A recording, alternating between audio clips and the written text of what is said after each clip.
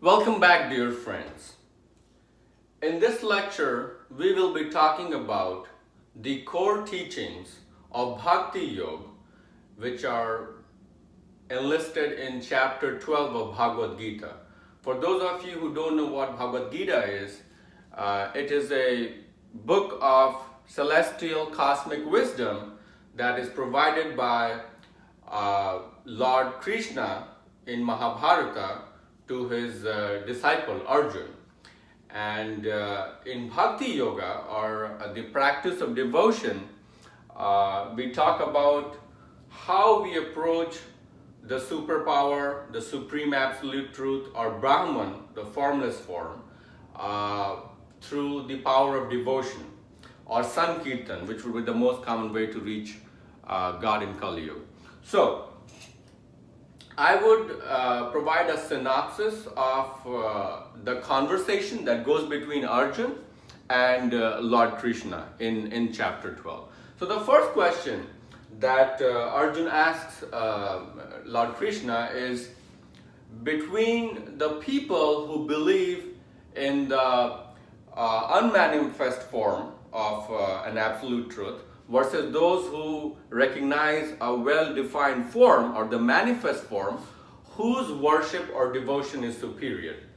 To answer this question, Krishna says it's obviously easier for people who have a manifest form, or as Sri Prabhupada says, Supreme Personality of Godhead, or SPOG. So let's say there is a manifest form, which is a form in which the devotee can imagine in his mind a form of the God when he is thinking about God, or there can be the unmanifest form.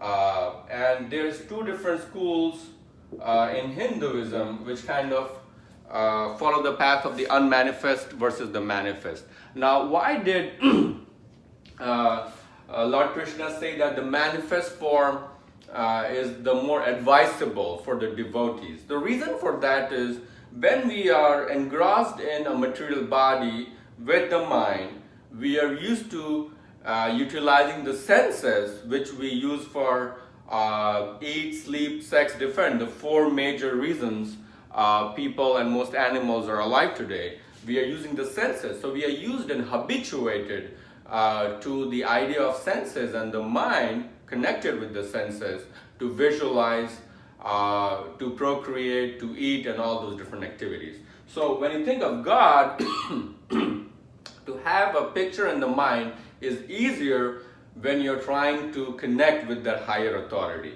Versus as for the unmanifest, the indefinable, the indescribable, the unchangeable, the immutable, they use various words.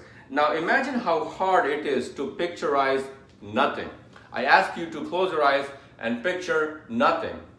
Why do I even have a mind? So our minds are used to having concrete shapes, forms, colors that they can experience through the power of imagination and visualization. So that's why he says manifest is the easier route, but no matter whether you believe in the manifest or the unmanifest supreme absolute truth, both will lead to the SAT, or supreme absolute truth. When they use the unmanifest, he uses the word Brahman, the formless, versus Bhagwan, who is the well-manifest form, like Lord Krishna himself, who incarnated in Dwapar Yuga to educate Arjuna, or the normal folks in our case. So that's why the manifest is easier, unmanifest leads to the same goal, but the path is very tumultuous, hard to attain the same goal. Now, between these two, now that we know that the manifest is easier, what is the route for the devotee to reach the God? Now, in that way, Lord says that you have to understand that you are going to think about me all the time. So there has to be constant rumination or recollection. So it has to be constantly fixating your mind on the idea of whatever God you want to think about. God is not restricted to Lord Krishna. I want to clarify that. You can be Allah, it can be Jesus, it can be whatever form you believe in, but it has to be some higher authority, more powerful and managing things at a higher level than you can. Obviously, you and I do not control the lives of everybody living around. So that level of humbleness, the downsizing of the ego is important before you can identify with unmanifest or manifest version of the Supreme Absolute Truth. So there has to be constant rumination, which means fix your mind on me. Fix on me, the mind and the soul. Well, let me say mind and senses here. Of course, soul or the jiva is what is trying to unite with the super soul or the Paramatma. But fix your mind and senses. Now, it's very important that a person is constantly fixating his mind and restricting his senses to attain the higher form. So, if you cannot do that, you should try to do it repeatedly, reinforcing that idea through abhyasa or constant practice. So that's what, because nobody is born with that inborn ability to love God 24/7, so you have to cultivate it, just like a good habit. You have to ingrain it by constant repetition and reinforcement. Now, if constant practice or abhyasa is also not working for you, then the next step would be, since you are not good with the mind portion of thought processes, then the next path would be to utilize your action pathway. Now, action pathway would be thinking of anything you do, you kind of devote it and surrender it to the Supreme Absolute Truth. Now, either you can surrender and devote it to the Supreme Absolute Truth, or you can do action, what I call RFA, which is renunciation of vairagya, as we call it in Sanskrit. Renunciation of fruitive activities. Any activity you do, you're not seeking an expectation or reward in return, because that mitigates and negates the good activity that you have done. The good you do is because you strongly, genuinely believe that it was the right thing to do, and not because you had a secondary, ulterior motive to eke out something from the Supreme Lord. Either ways, if you have a desire to get something from God, that will be provided, but it has to be the right, be careful for what you wish for. It has to be the right thing that we are asking for. Things like, let me use my body and mind for the greater good of the world. Please help me focus my mind to understand you in a better way. Those kind of visualizations. Because any visualization will create a reality if it is constantly reinforced and believed upon. So, those are the four paths. And then Krishna goes on to explain the order or the sequence of superiority. So, obviously, the first thing is to constantly redirect yourself, which will be practice. So, you constantly practice to fixate your mind on the higher power. And if you cannot do that, or I should say what is superior to practice is the knowledge. Now, how do you get the knowledge? Now, this lecture would be one example, because to read the Holy Scriptures or the readings of the ancient philosophers in Upanishads and Gita would be one way to attain the knowledge. Now, that is what I call passive learning, because it is being spoon-fed to you, you know. So that can be passive learning, or superior to knowledge is when you develop it by yourself, which will be meditation.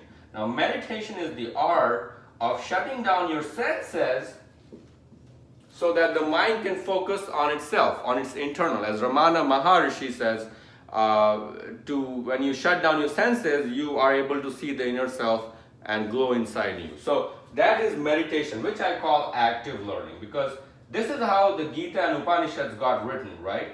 Because once they were meditating for long periods of time, they were able to write all these good scriptures, which became the ancient Hindu texts or the ancient Indian texts. Now, even better than that, he says, is RFA, which is reactionary fruitive activity, renunciation. So you're not expecting any gifts in return for the activity you're doing. So that is the sequence of preference of different levels of devotion that one can perform. Practice, better than practice of fixating God would be knowledge or the real understanding of what God is, or better than that would be meditation to actively learn about the God after shutting down your senses, because senses will be distracting you in the process. And even better than that is doing activities, because you have known what is the right thing to do. You are executing it in your actions without expecting any gifts in return. So, because when you pray to God, it can be egocentric, like I want a car, I want a beautiful wife, I want a house on the beach, anything that you can think of, all these material gains which are short-lived, or you can just ask for yourself to be united with your ultimate abode, which would be the Supreme Absolute Truth. So that's the sequence. Then Krishna goes on to elaborate what are the qualities of a perfect devotee. The qualities of a perfect devotee can be briefly summarized as a devotee who is not affected by the world and who does not affect the world. Now, those two are very important. So let's see what he means by not affected by the world. So, perfect devotee, or one who is seeking enlightenment or liberation, he will have two characteristics. He will not be affected by the world,